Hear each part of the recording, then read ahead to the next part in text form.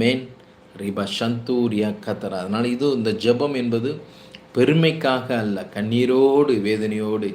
யாராவது வேதமும் சொல்கிறது, ஒருவருக்காக ஒருவர் ஜெபம் பண்ணுங்கள். அதுதான் நல்ல ஆவிக்குரிய வளர்ச்சி, நல்ல முதிர்ச்சி. நீங்கள் வாழ்க்கையில் நல்ல ஆவியில் பலப்படணும்னு ஆசைப்பட்டீங்கன்னா மற்றவங்க பாரத்தை நீங்கள் சுமக்கிறவங்களாக மாறுங்க. ஒவ்வொருத்தருடைய ஜெப குறிப்புகளுக்கும் என் கண்களிலிருந்து கண்ணீர் வருகிறது. என் மனம் பாரப்படுகிறது. ஆண்டவரே, ஒவ்வொரு பிள்ளைகளும் உங்களை நம்பி இருக்கிறாங்களே அனுசப்பா, அந்த பிள்ளைகளுக்கு கர்த்தர் உதவி செய்யுங்க. Shakeela David. Praise lord sister. உங்களுடைய ஜெப குறிப்புகளை நீங்கள் தாராளமாக பதிவு செய்யலாம். இதுவரை சப்ஸ்கிரைப் பண்ணாதவர்கள் சப்ஸ்கிரைப் பண்ணி வைத்துக் கொள்ளுங்கள்.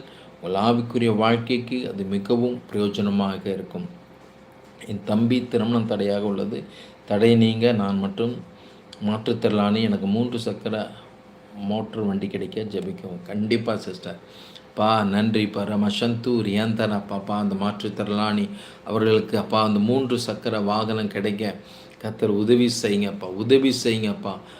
கேளுங்கள் அப்பொழுது உங்களுக்கு கொடுக்கப்படும் என்ற வார்த்தையின்படி பிள்ளைங்க உங்ககிட்ட கேட்டிருக்கிறாங்கப்பா. அந்த அந்த ஜெபக்குறிப்பை கர்த்தர் நீர் அங்கீகரித்து அந்த திருமண தடை நீங்கவும் அவர்களுக்கான அந்த வண்டி கிடைக்கவும் கர்த்தர் உதவி செய்வேன் என்று வாக்கு பண்ணுவதற்காக நன்றி. அன்பு பிரதர், எனக்கு ப்ரேயர் பண்ணுங்க பாஸ்டர். என் பேர் அன்பு பாஸ்டர். கண்டிப்பாக பிரதர், நிச்சயமாய் வேதத்தில் ஆவிக்குரிய வளர்ச்சியில் ஒரு முக்கியமான பங்கு அன்புக்கு இருக்கிறது. தீர்க்க தரிசனம் உரைச்சாலும் அதுவும் அழிந்து போகும், அதே போல் அந்நிய பாஷையும் ஒழிந்து போகும், ஆனால் அன்பு ஒரு காலம் ஒழியாது என்று வேதம் சொல்கிறது.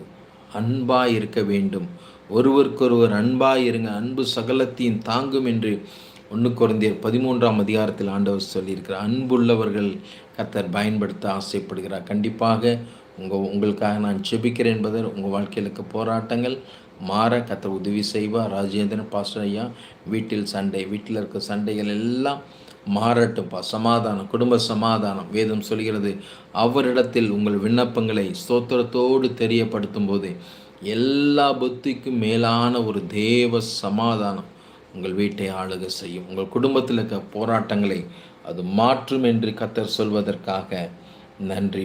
ரமசந்து ரியாந்தராப்பா. ஜெபித்தவர்கள் நீங்கள் தனிப்பட்ட முறையில் இந்த நிகழ்ச்சி முடிந்ததுக்கப்புறம் எனக்கு நீங்கள் கூப்பிட்டு பேசி இன்னும் தேவ ஆலோசனைகளை பெற்றுக்கொள்ளலாம். மித்துன், ஜெபம் செய்வதற்கு ரூம் இல்லை, எங்கள் வீடு சின்னது, அதற்காக ஜெபம் செய்ய வேண்டும் பிரதர். நன்றிப்பா.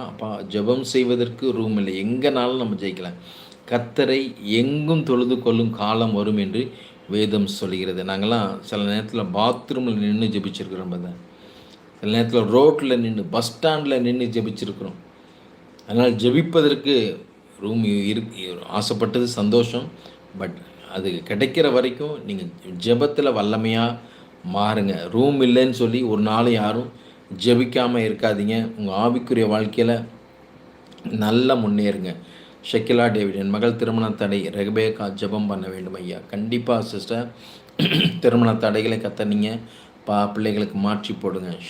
Shaila Jebakumar, pray for us. உங்களோட ஜெப குறிப்புகளை அனுப்புனீங்கன்னா உங்களுக்காக நான் ஜெபிக்கிறேன். இருந்தாலும் இயேசுவின் நாமத்தினாலே உங்களை நான் ஆசீர்வதிக்கிறேன் சிஸ்டர். ரிமசந்து ரியாந்தராப்பா.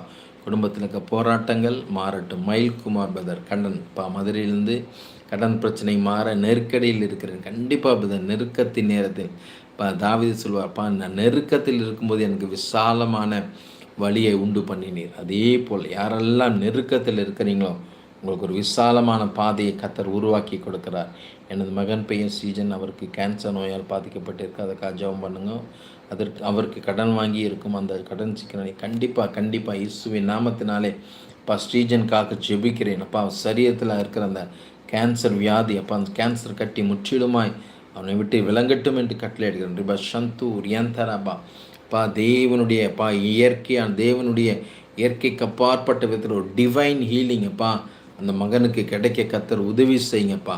அதற்காக கடன்கள் வேதத்தில் பார்க்கணும். 12 வருஷம் பெரும்பாடுள்ள ஸ்திரீ தன்னுடைய சொத்தெல்லாம் விற்று அங்கே மருத்துவம் பார்த்தாலும் சுகம் அடையலை.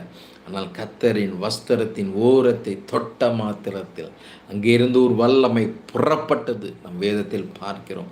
மரித்தவர்களை உயிரோடு எழுப்பின தேவன் அவர் இன்றும் ஜீவிக்கிறவராயிருக்கிறார்.